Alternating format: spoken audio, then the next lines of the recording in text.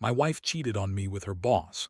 Then after I found out, she drained our joint account of $150, $0 to settle a secret offshore loan.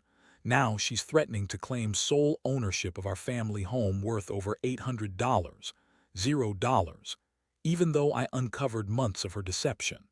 I never thought I'd find myself in a situation like this. Honestly, it feels like I've been living in some twisted movie. The kind where everything seems normal on the surface, but underneath, chaos is brewing. The most unexpected moment.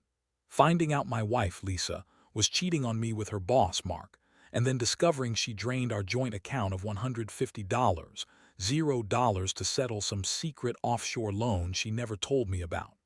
It's like my entire life just flipped upside down in a matter of days. We'd been together for over 10 years. We had our ups and downs, sure, but I genuinely thought we were solid. I mean, she was always a bit bitchy and manipulative, but I chalked it up to her stress at work or just her personality. She's the type who can lie with a straight face, and she's damn good at it. But I started noticing small things: her phone never leaving her side, late nights at work that mysteriously turned into weekends away, and her suddenly being too busy to spend time with me. I shrugged it off a few times, telling myself I was paranoid or overthinking things. Then I noticed the bank statements. I usually handle the finances, but last month I decided to do a quick check because I'd been feeling uneasy. That's when I saw it, an enormous withdrawal of $150, $0 from our joint account transferred to some offshore account in the islands. I knew Lisa was secretive about money, but it was like she was hiding a whole separate life. I couldn't believe it. I stared at the screen, trying to process what I was seeing. It didn't make any sense. Why would she need that much money? And where was it going? I decided to dig deeper. I started tracking her movements, checking her emails, her messages. That's when I found the proof I'd been dreading: a string of messages between her and Mark, her boss. They'd been seeing each other for months. The messages were filled with flirtation, plans to meet up late at night, and even talk about keeping it secret. I saw pictures her and Mark in hotel rooms, holding hands, looking cozy. It hit me like a punch to the gut. I felt sick. All those nights she insisted she was working late or at a conference, she was with him. I was furious but also devastated. The woman I loved, the woman I'd trusted with everything, was cheating on me with her boss, and she was lying about money too. I couldn't believe she'd drain our savings just to cover some offshore loan she'd kept hidden. I wondered how many other lies there were, how deep this deception went. It was like discovering she was someone else entirely. I felt betrayed, humiliated, like I had been played for a fool for years. That night I confronted her. I couldn't hold it in anymore.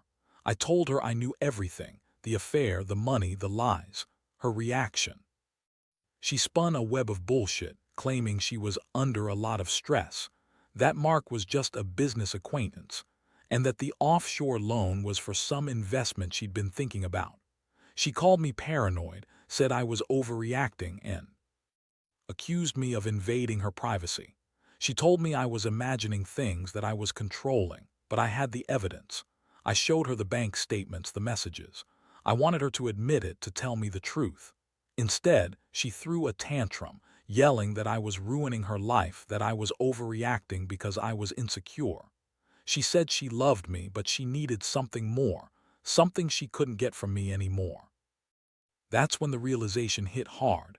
I was married to a woman who didn't respect me, who lied and cheated her way through our life together. The betrayal cut deeper than I ever thought possible. I was angry, yes, but mostly I was hurt that I'd given her everything, only to find out she'd been hiding a whole other person, a woman who was capable of betrayal and deception. I spent that night awake, staring at the ceiling, trying to make sense of it all. The trust I'd had in her was shattered. I kept asking myself how I could have been so blind, so naive. I thought about the years we had together, the good moments, and how they now felt meaningless in the face of her lies. I felt like I was drowning in a sea of betrayal, and I didn't know how to come up for air. The worst part: I knew this was only the beginning. The real storm was yet to come. The next few days were a blur of chaos. I couldn't focus on anything else but her betrayal. Every time I closed my eyes, I saw her with Mark, heard her lying, and felt the sting of the money she'd stolen. I kept going over the evidence, trying to find some way to make sense of it all, but it just didn't add up in any logical way that made me feel better. Instead, it made me angrier. How could she do this? How could she lie so effortlessly, play the innocent victim when she was the one cheating and stealing behind my back? I started digging into her financials more thoroughly. That offshore loan she'd mentioned. I found the paperwork. She'd taken out a loan in her name, hidden from me, and used it to fund some secret account. She told me she was just investing in some stocks, but her explanation was flimsy at best. I knew she was lying, and I could see the desperation in her eyes when I pressed her about it. She kept saying she was doing it for us, that it was safe. But the truth was she was hiding a ton of money she planned to run away with. I also learned that she drained our joint account of $150, $0 to cover her offshore debt. That money was supposed to be for our future, our house, our kids, our retirement. Now it was gone, and I had no idea how she planned to explain this to me or to the bank. I felt like I'd been punched in the stomach. How could she be so reckless, so selfish? It was one thing to cheat, but stealing from us, that was next level. I decided I had to confront her again, but this time with a plan. I didn't want her to spin her usual lies. I collected all the evidence, screenshots of the messages, bank statements, the offshore loan documents. I wanted her to see that I wasn't just paranoid. I had concrete proof. When I brought her into the living room, her face immediately hardened. She knew I'd found out everything, and her bitchy attitude was even more pronounced. "You lied," I said plainly, holding up the bank statements. "You drained our account, stole our savings, and then lied about everything. You've been lying to me for months, hiding your affair, hiding money, hiding your true self. How could you do this?" She crossed her arms, trying to act nonchalant, but her voice cracked just a little. "You don't understand, Jason. It's complicated." I was under pressure. "Mark was just a distraction. The money, it's nothing.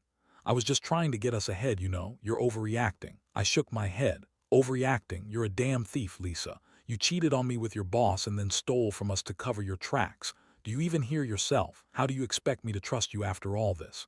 She snapped back. "Trust? You're the one who's always suspicious, always accusing me of stuff. Maybe if you weren't so paranoid, I wouldn't have to hide things." "I didn't mean to hurt you, Jason. I just needed a way out, a way to fix things." That's when I lost it all. The anger, the hurt, the betrayal, it all exploded out of me. I told her she was a selfish, manipulative bitch who didn't care about anyone but herself. I told her I'd had enough, that I was done with her lies. The look in her eyes was cold, calculating, like she was already planning her next move. She kept insisting she loved me, but her words felt hollow, like she was just trying to save her own ass. I realized then that I couldn't stay with her, not after what I'd uncovered. I was hurt, raw, but I also felt a strange sense of clarity. She'd been cheating, stealing, lying. She'd been building her own little empire of deception right under my nose. I couldn't trust her anymore. I decided I'd have to get legal advice, figure out what my rights were, and start planning my next steps. I knew I couldn't just walk away, though part of me wanted to burn everything down and walk out. I was angry enough to do that. But I also knew I needed to be smart. She was threatening to claim sole ownership of our house, an $800, $0 property, despite everything I'd uncovered. That was the next battle. I had to protect what was mine. I couldn't let her take everything I'd worked for, especially after she destroyed so much of what we'd built together. I spent the night packing, trying to figure out how this all spiraled so far out of control. It was like I'd been living in a nightmare, and I still couldn't wake up. The betrayal cut so deep I wondered if I'd ever feel normal again. But deep down, I knew this was only the beginning. The fight for my life, my money, and my dignity had just started, and I was determined to come out on top, no matter what it took. Over the next few days, everything felt like a whirlwind. I was caught between disbelief, rage, and a gnawing sense of betrayal that refused to let go. I kept replaying her lies, her manipulative tone, the way she spun her stories like she was some victim rather than the culprit. I couldn't sleep much. Every time I closed my eyes, I saw her with Mark, heard her lying to my face, saw the empty bank account, and felt the sting of her betrayal all over again. I decided I had to take control of the situation. First, I contacted a lawyer. I needed to understand what my rights were, especially with her threatening to claim sole ownership of our house.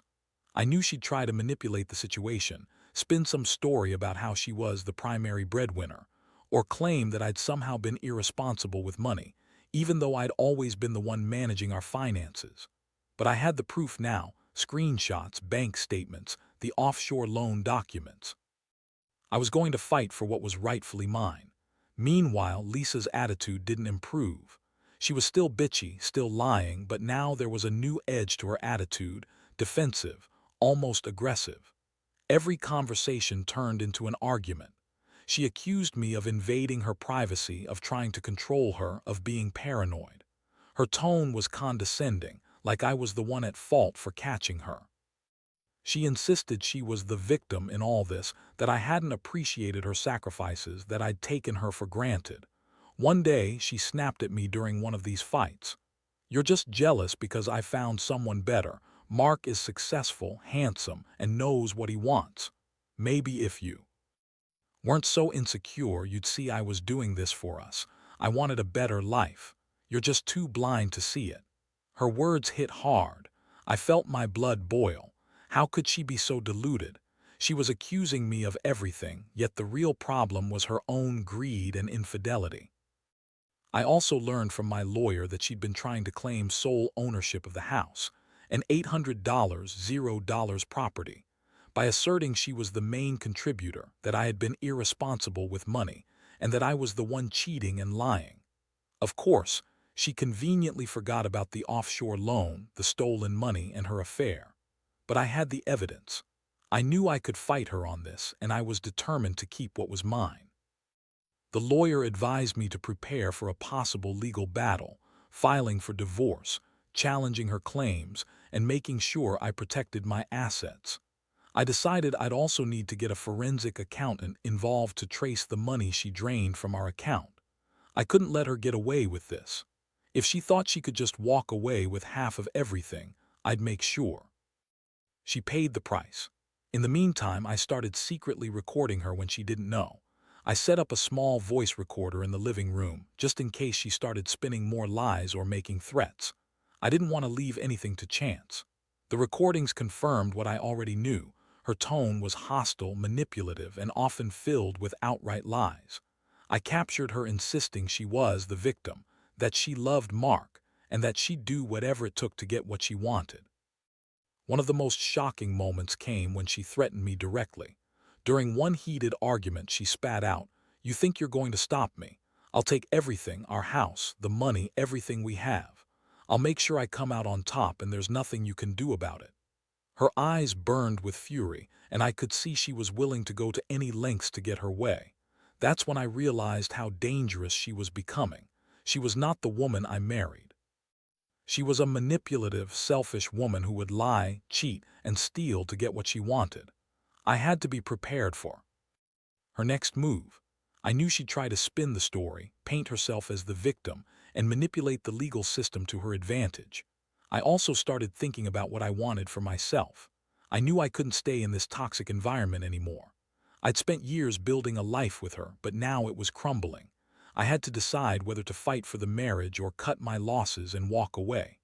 Honestly, part of me still loved her, but that love was drowned out by the betrayal and the lies.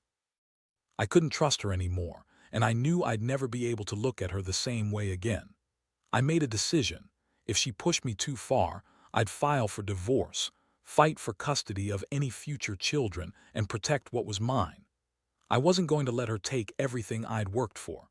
I'd also consider legal action to recover the stolen money, and I'd be damned if she'd walk away with a clean slate after all she'd done. The next step was confronting her one more time, but this time with a firm plan. I had the evidence, I had legal counsel, and I was ready to defend myself. I knew she'd try to manipulate me, but I wasn't going to let her get away with it.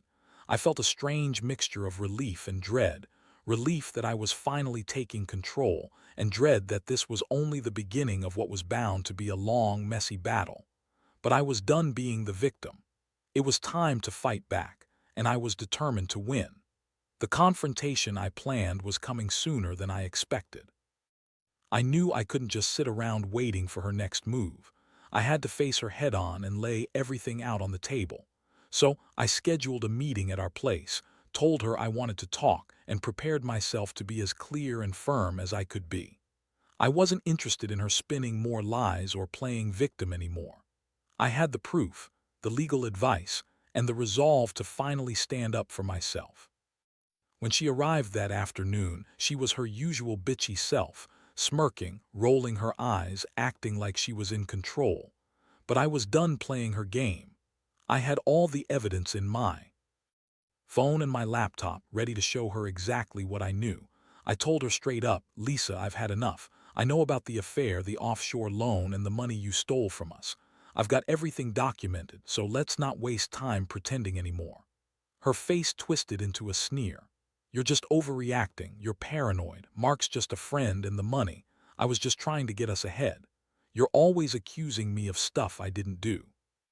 You're jealous because I found someone better, someone who can actually give me what I want." I shook my head, feeling my blood boil. "No, Lisa, you're the one who's been lying and cheating.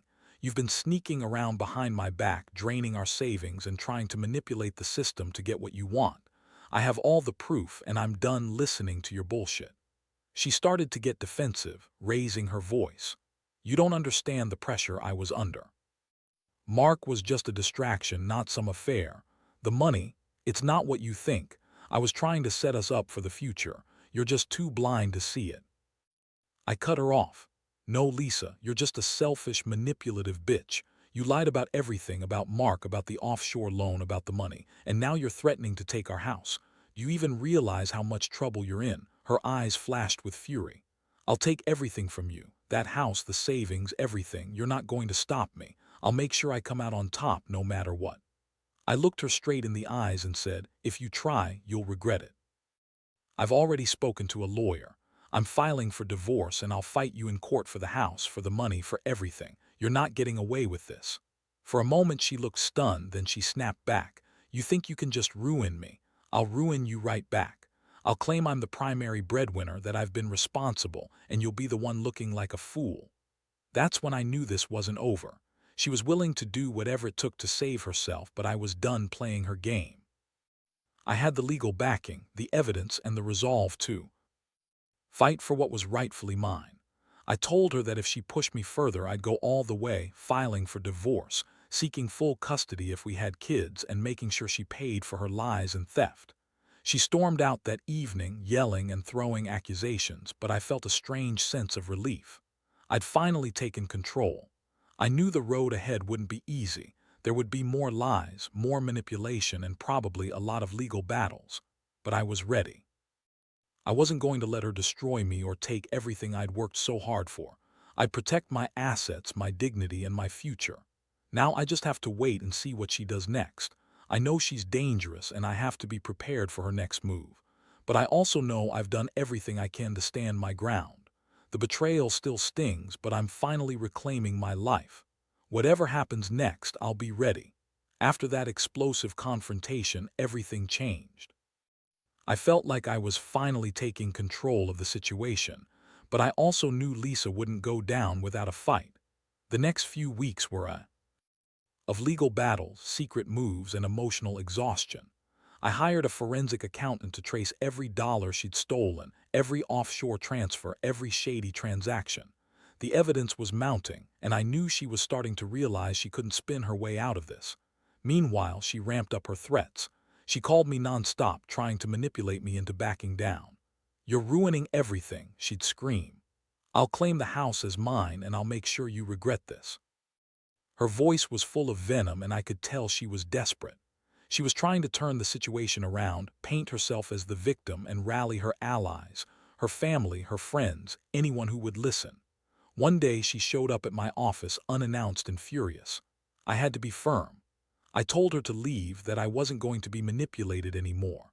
That's when she dropped the bomb. She'd hired her own lawyer and was planning to fight me for the house, the money, everything. She claimed she was the primary contributor, that I'd been irresponsible and that she deserved everything.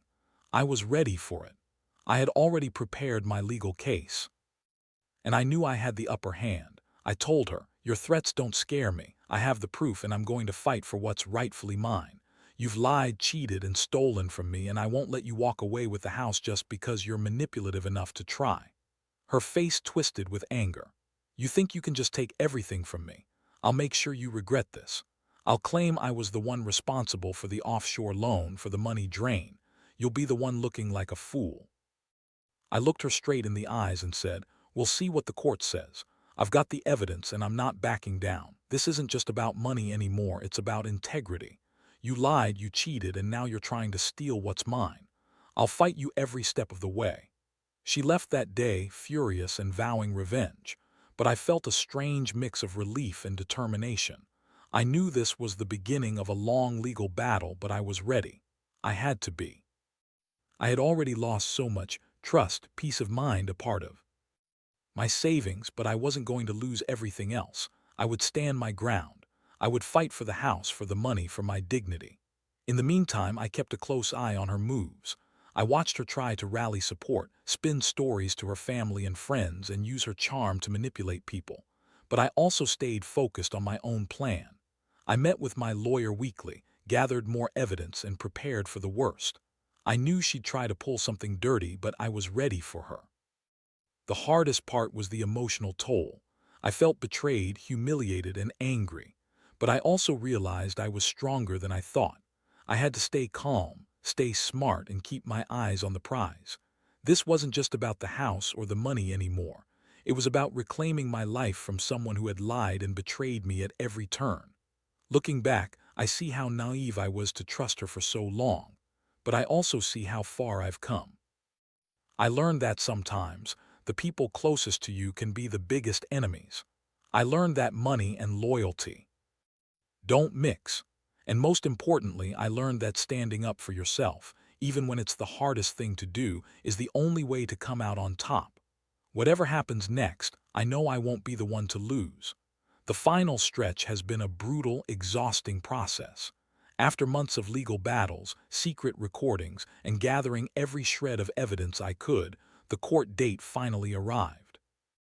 I remember feeling a strange mix of relief and dread as I sat in that courtroom, knowing that everything, my future, my assets, my dignity, was about to be decided by a judge who didn't know me from Adam but would see through all the lies and manipulations. Lisa showed up with her new lawyer, her smug attitude barely hiding her desperation. She tried everything, claiming she was the primary contributor to the house, accusing me of reckless spending, spinning stories about how she was the real victim. But I had the facts: the offshore bank statements, the messages, the proof of her affair, and the evidence of her draining our joint account. I laid it all out calmly but firmly, making sure the judge saw the truth. The courtroom was tense.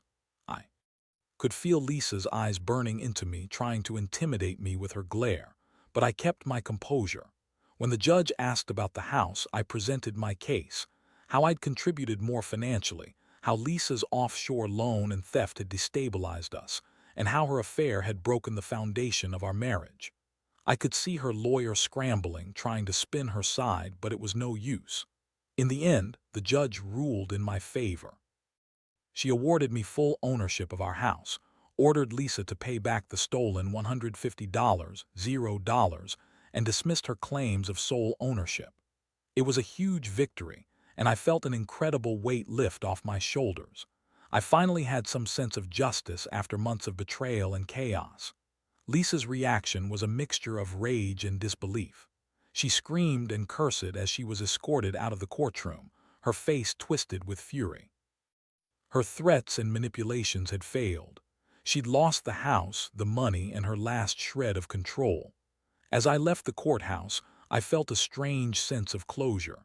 It wasn't just about the legal victory, it was about reclaiming my life, my dignity, and my future. In the weeks that followed, I focused on rebuilding. I moved out of the house, found a new place to live, and started therapy to deal with the emotional scars. It's been a long road, but I'm finally starting to feel like myself again.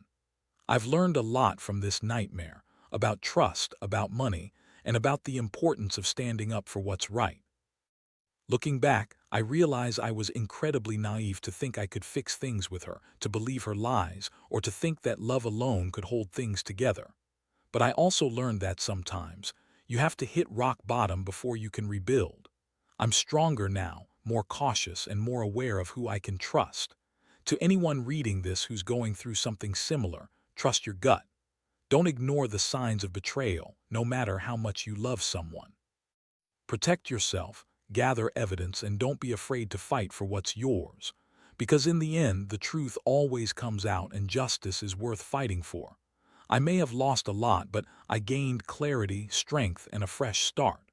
And that's worth more than any house or dollar amount.